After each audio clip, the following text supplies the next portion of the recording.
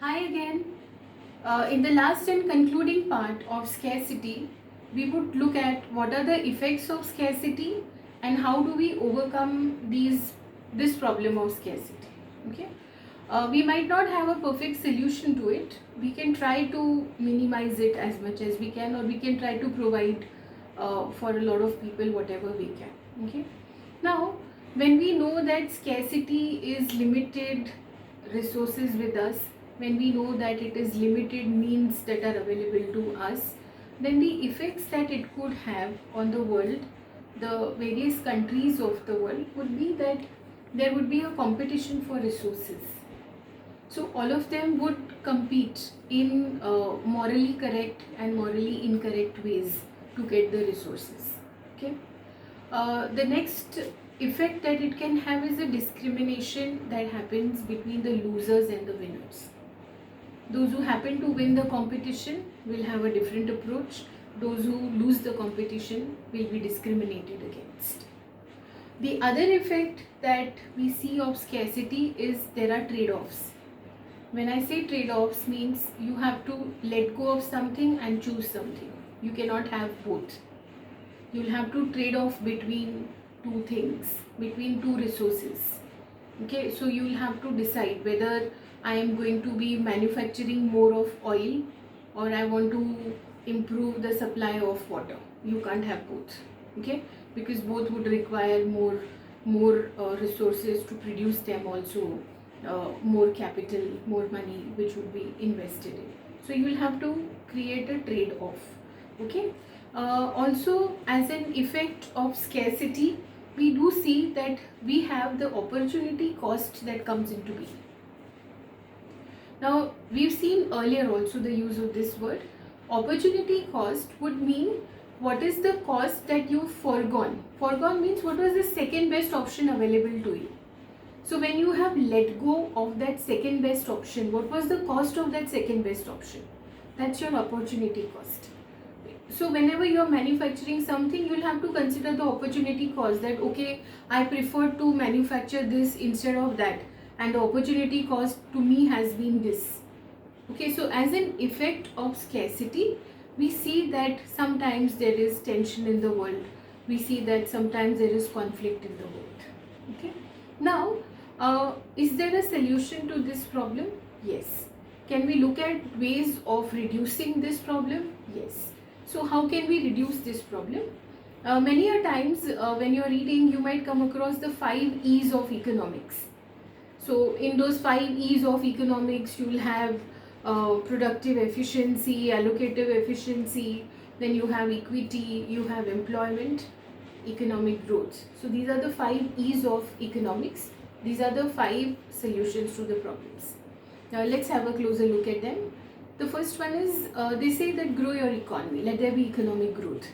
So when we say economic growth, very basic meaning of economic growth is that in quantity your economy has to grow.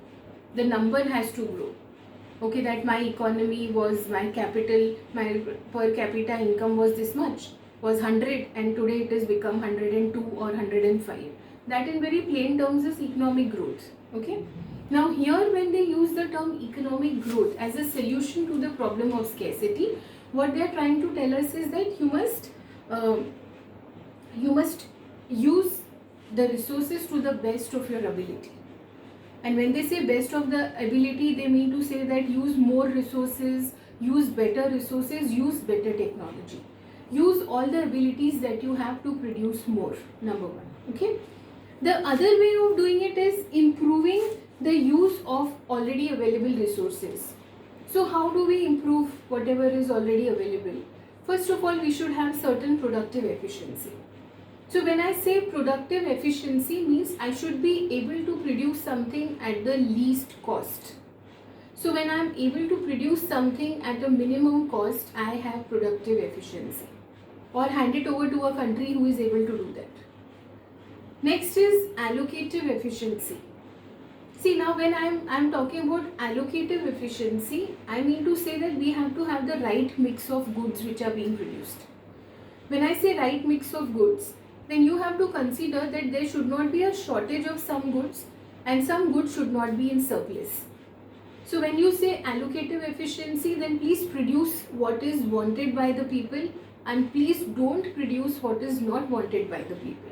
That is allocative efficiency. Then we see equity. Although the word equity comes from the word equality, but here equity does not, I'm repeating, it does not mean equal distribution of goods. It means fair distribution of goods. So when we have a fair distribution of goods, we give to people what they want. If there is a country in dire needs of water, we should supply that to them. If there is a country in dire need of food, we should supply food to them. This is a fair distribution. Okay, and the last point is that we should have full employment of resources. Whatever resources are available, land, labor, capital, enterprise, whatever are our resources with us, we should always put them at optimum use, at complete use, and try to put them at full employment. That means all the land which is available is being used, all the labor, whether it is in sweat or brain, that means whether it is physical labor or it is mental labor, any white collar jobs, everybody is recruited. Okay, if I talk about capital, whatever are our options of investments, we have used all of them, we've exploited all of them. That is a situation of full employment. Okay, and the last way of reducing scarcity would be to reduce our wants. Our human nature is such that we want more and more. Our wants are unlimited. So today if you have a small car, you would want a bigger car. Tomorrow when you have a bigger car, you might want 2 cars. So our wants which are unlimited should be reduced. Somewhere we have to cut off on our wants. What we need is available in plenty. What we want is virtually endless, and therefore we should try to cut down on our wants. With this, I am concluding the concept of scarcity. I am actually leaving you to the tip of the iceberg. You can actually go and explore more on this topic and you will be able to understand them better.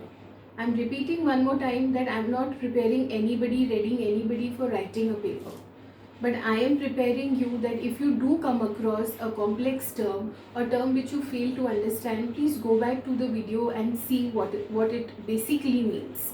There is much more to every concept that has been taken up, and that would just help you in understanding things around you a little better. Okay, thank you so much for joining in. Please don't forget to like, share and subscribe to my video. Thank you so much.